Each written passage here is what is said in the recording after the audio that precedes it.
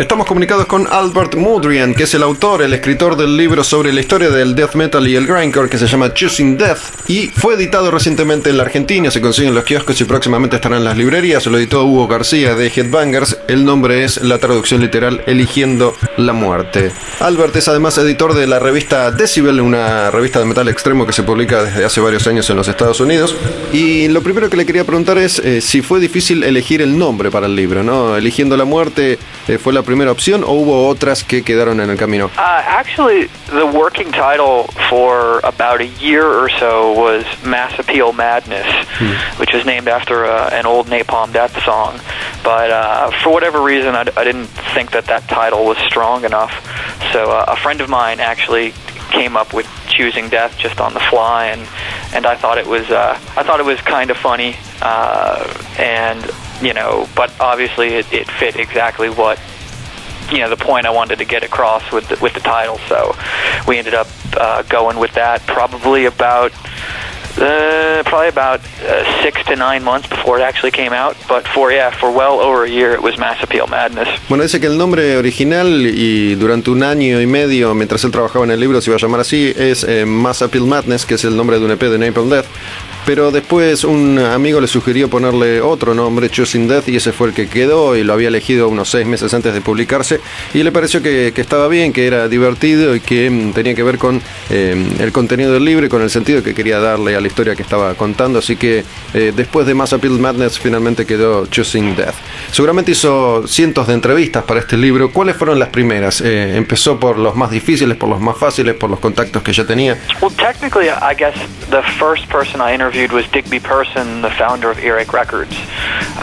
I initially spoke with him in the middle of 2000, the year 2000, for another piece I was writing on an Earache box set that was coming out.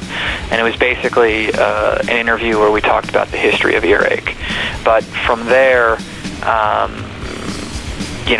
got the idea to do the book, and, it was basically about a year and a half later that I started actually conducting formal interviews for the book. But I think the first person that I spoke to during the formal interviews would have been Carl Sanders from Nile. And then I ended up speaking with Digby again, probably the second or third interview for the book. But, I ended up interviewing Digby probably at least a half a dozen times.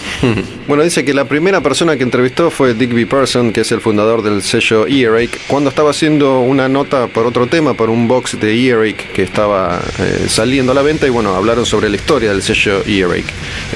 Esto fue un año y medio antes de empezar a trabajar en el libro. Después cree que la primera nota específicamente para Choosing Death fue con Carl Sanders del grupo Nile, y después volvió a hablar con Digby Person de Earache, con quien habló más o menos unas 6 veces para este libro. Cuando él empezó a trabajar en el libro, ¿tenía claro qué es lo que quería escribir, o fue tomando forma a partir que iba avanzando el trabajo?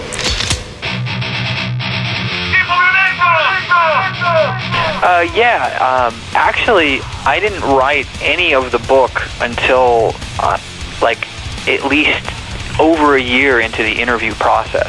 I basically wanted to talk to as many people as possible before I started writing, because I wanted what they were saying. I wanted their stories to kind of shape the direction of the book. I had specific questions for everybody, just because I was a fan of this music growing up, so I kind of knew the basic story, but I wanted it told through the words of the actual musicians and record label people and producers.